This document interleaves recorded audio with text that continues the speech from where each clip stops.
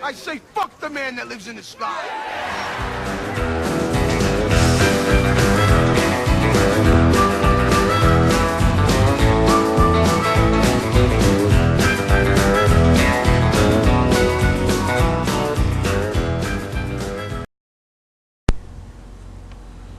This video is entitled, When Jesus Came Down from Heaven to Spend the Day with Me.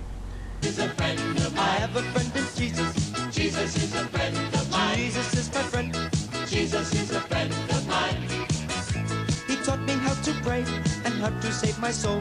He taught me how to praise my God and still play rock and roll. The music may sound different, but the message is the same. It's just an instrument to praise his name.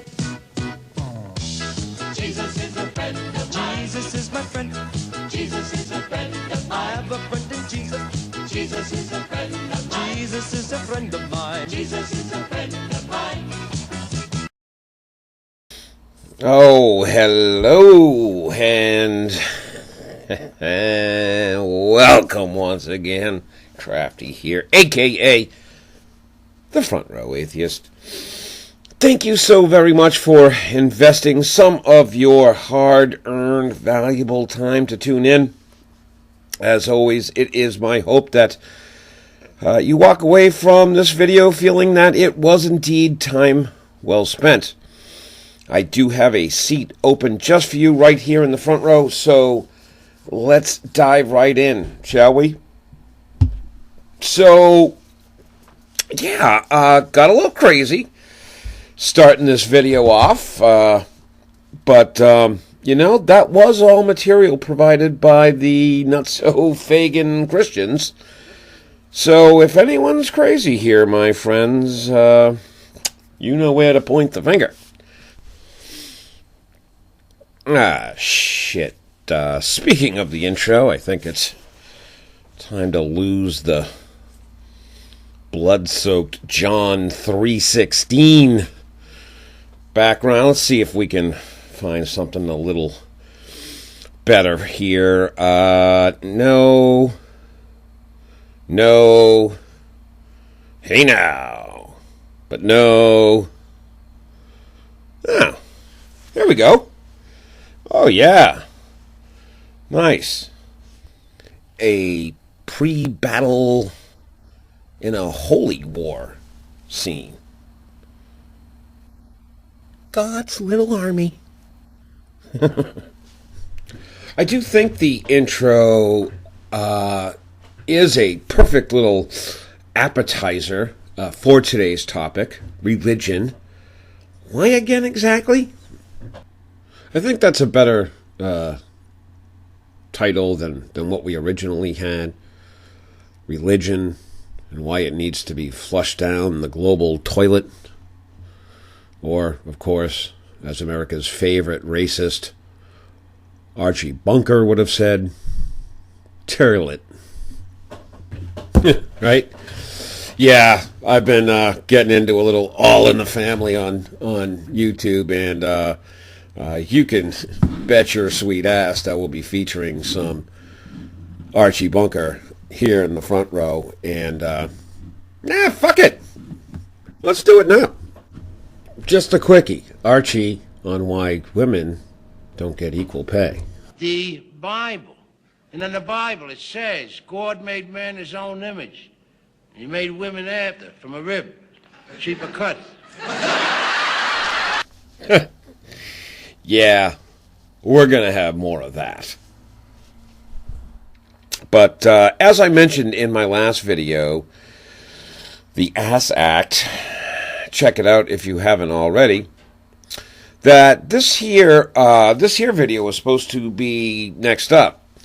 But we just found ourselves absolutely balls deep in reasons religion should be tossed aside the way of 8-track tapes, Bill Cosby endorsements, and Bruce Jenner's penis. So what I'm going to do is simply go one step at a time here. And if this ends up being multiple 3, 4, 5, 10 parts, so be it. This shit is important. So I ain't gonna skimp. I'm gonna do it right and not worry about any other bullshit. You with me? Wow. Right the fuck right on then. However optimistic, I acknowledge, of course, that religion will not go away quietly in the night. No, it will only happen with much kicking and screaming, like that of a little girl that refuses to go down that dark alley with you. Well, let me assure you folks, I have plenty of ether. For religion, not the little girls, you sick, twisted perverts. I would never subject a girl to such horror. And as I told the police, I was out of town all those weekends in question from 1998 to present. So, all right, seriously now. Okay, so why, Front Row Atheist, why do we need to totally get rid of religion? Yes, there's a lot wrong with it, but at the end of the day, it does do some good, and it helps a lot of people. Well, I did put the kibosh on these two ideas in my first video, but let's hit it again for those not quite satisfied with my response. Let's give this bitch a Snickers so we can finally put it to rest. I think to do this right, we need to split things up here. And by that I mean the benefits of religion. The alleged benefits of religion for the individual, and then in the larger sense, right? Like as it pertains to communities, all the way up to its impact on the world stage. For today's vid, I'm just going to focus only on the individual aspects and the mindfuck it has been on people across the globe for millennia. So first of all, I think we need to keep in mind when we're talking about how good it is or how much good it does, we must think net benefits here, right? I'll go back to the drug analogy. Drugs are great, but even more so if you're just considering the high. You know, being high almost on anything feels freaking incredible. Getting it, coming down from it, times not having it, well, those all suck immensely and thus severely lowering the net benefits. Why is there finally a push on to legalize pot everywhere? Because most people are realizing now, and for a number of reasons, that the sweet, sweet goodness of pot far outweighs any negatives, if there are any. And I say that only kind of jokingly. But no, why is there also not the same push on for heroin? Because the negatives, slowly turning into an 80-pound ball of wrinkly, filthy skin, looking for a vein, and eventually dying in an overdosed puddle of blood and vomit, doesn't quite surpass the positives. I'm sure heroin users would probably still disagree, but fuck those junkies. The point is, we have to look at the positives versus the negatives before reaching any conclusions. Make sense? All right.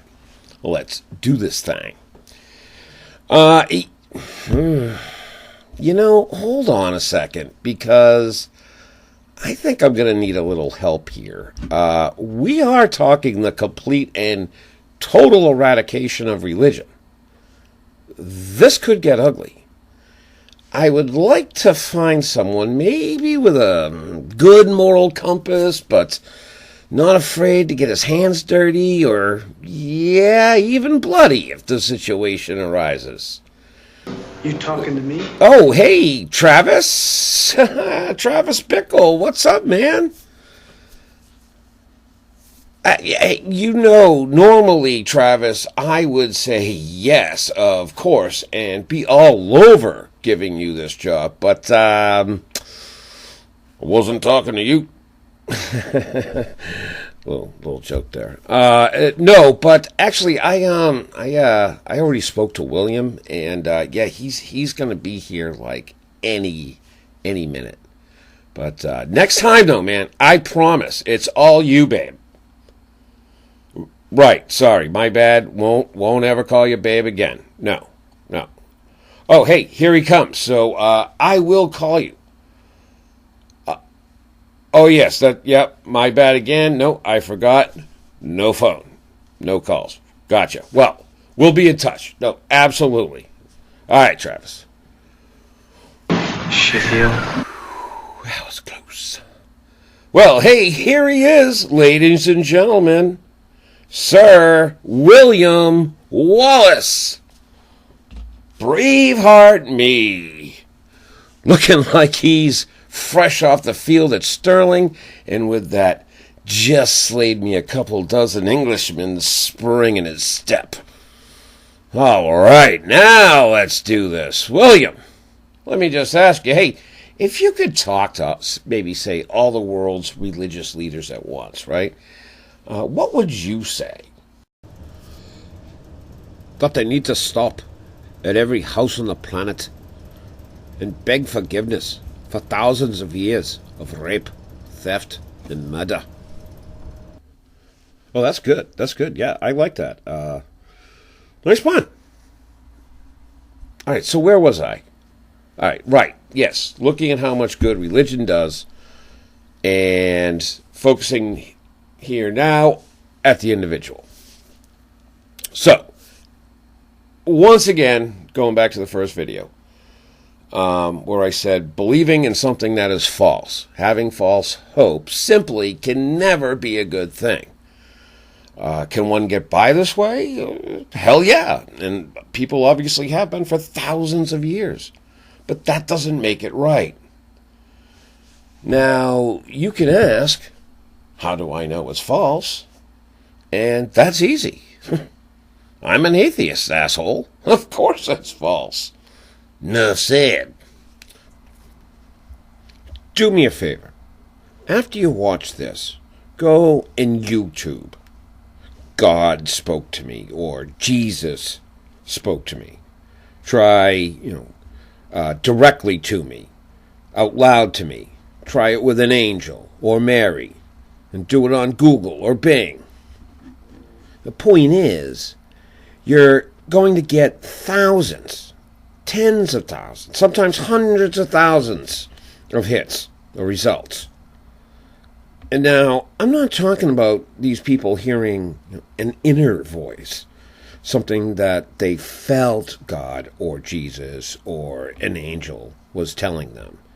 No, this is first-hand direct communication where conversations are taking place, a back and forth.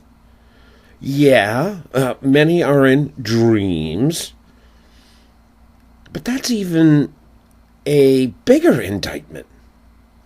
You would think that they would realize it's just a dream. But no. God, Jesus, the Holy freaking Spirit, the Archangel Gabriel, come to them via their dreams. I mean, hell, I dreamed my dog could talk, and that he said he would like me to rub cream cheese on his balls to make for a better licking experience. I had another one about a goat and a woman in a wheelchair, and... Oh, wait, that actually happened in college. Hey, whatever. Hopefully, you get my point. Go and take a look for yourself. Actually, here, take a look now. William, could you move over a bit? I think we need a little screen room here. Thanks. Hey everyone, I have a couple of dreams I have to share, and I have to share them. God made very clear that I was risking wrath by him if I didn't, because I've been stalling again.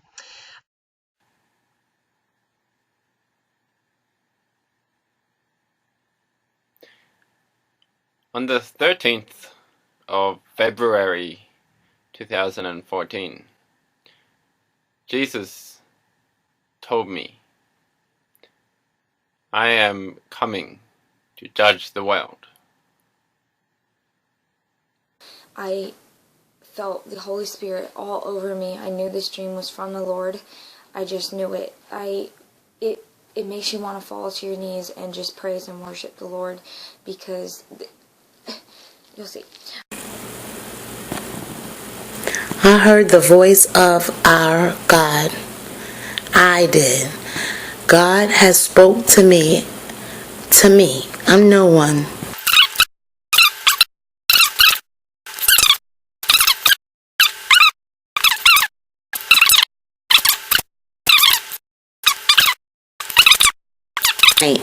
Remember that God is real. I know it 150% sure because I heard his voice and I seen the vision that he gave me.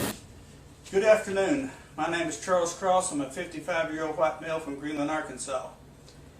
And in my last video, I gave a testimony to how God saved me using food-grade hydrogen peroxide, and how he talked to me. So one day, it was in between when I watched the Passion of the Christ and before I got baptized.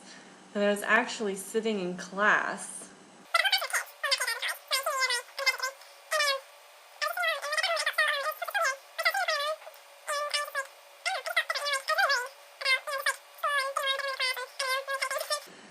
So then all of a sudden I heard this voice. And it was at the right of me, because I was sitting, my chair was to the right, and it said, "Why do you worry?" And I knew it was Jesus. There was no, "Who is that?" or something like that. But I just said, This is on the audible message that God gave me last night. This was actually the second time that God has spoken to me in an audible way. I didn't actually hear his voice. I'll explain that in more detail in a minute, but it was an audible message and it was clearly from God, and it was also in a response to prayer, as was the first time, which was about 17 years ago. About 17 years ago, I'd been praying very hard about something on my knees in my bedroom, and I came down and I turned on my television set. As soon as I warmed up, there was a man pointing his finger at me saying, "Do not touch the evil thing." Well, I didn't like hearing that message, so I turned off the television, put my little pocket Bible in my pocket, and took my dog to the park. When I got to the park, I prayed and I opened up my Bible, and there was that same scripture again: "Do not touch the evil thing." Oh yeah, I like to touch the evil thing too. I like to touch it. I like to kiss it. I like to put it in my mouth. I like to... Oh! We're back. Yeah. Yeah. All right. Okay, yeah. So there you have it. Just a small sampling of what you'll find out there in YouTubia, which, of course, has to be itself just a small percentage of the total number of people who believe they are actually conversing directly, audibly with the Almighty, right? I wouldn't even want to really venture a guess at how many people are suffering from this delusion. But that's exactly what it is. It's a delusion. They are hallucinating. They are, in a word, Sick. So tell me again how religion doesn't harm anyone. And before you do, if you don't see any of what I just rolled out there as all that bad and still say, well, what's the real harm? Let's stop and put it in any other context, right? Your brother getting visited every night with instructions from Napoleon. How about your mom having visions of your aunt Madeline, who's giving her tips on the lottery? Or how about your best friend has decided to sell all her world possessions and move to Guam because she's listening to her dead cat, Mr. Spinks, who visits her every night right after she takes her Ambien?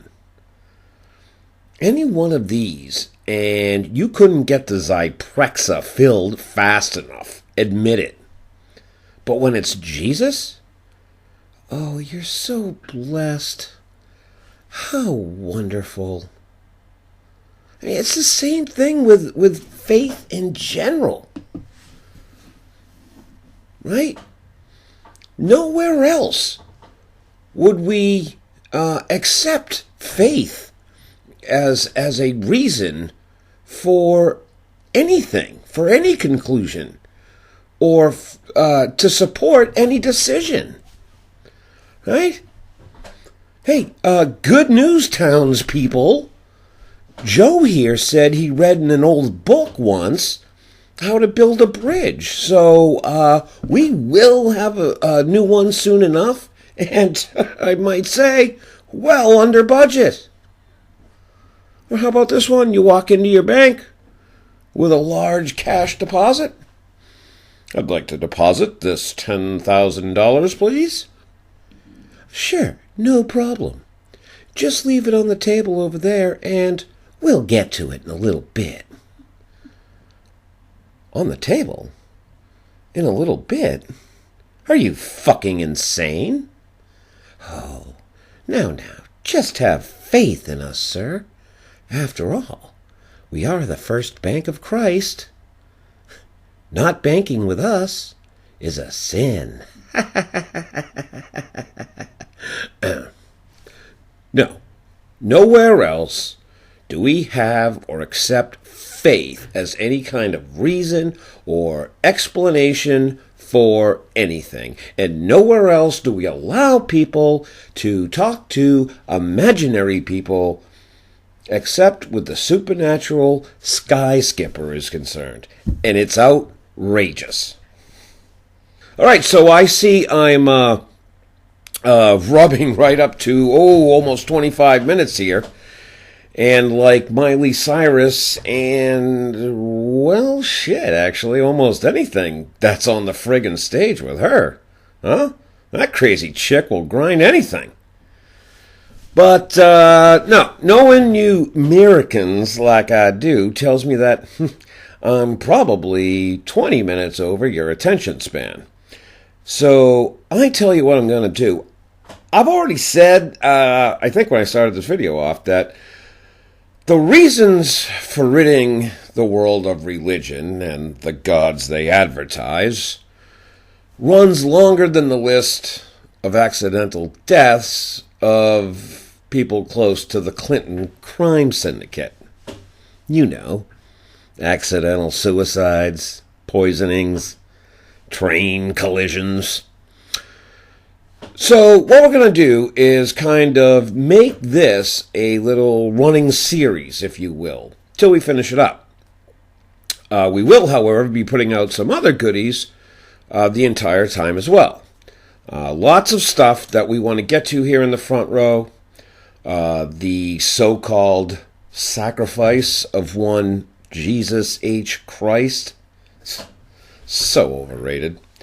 We also want to spend some time on some of the lesser-known Gospels. Have you heard about these? I think like there's the Gospel of Fred. Very interesting shit. And the Gospel of Juan Carlos. Yeah, apparently his Trinity was the Father, Son, and the sticky bud. No wonder it's been suppressed. You get the point. But next up in this Why series will be subtitled Jesus Camp. And you must tune into this one. I ain't even shitting you here. But I'll finish up my thoughts on religion's effects on the individual, and will continue my search high and low. Mostly high, but I know if we look hard enough, we will, in fact, actually find some positives to say about religion, maybe. So, that is indeed all for now. I am the Front Row Atheist. Thanks to the big man here, Sir William, for keeping shit real. I know what some of you are thinking too. William Wallace was a God-fearing man, and that's true. But when they cut his head off and nothing happened, no heaven, no return to his little sweetheart, he converted. Full-fledged and pissed off atheist. Yeah. All right. You all be good now. You hear?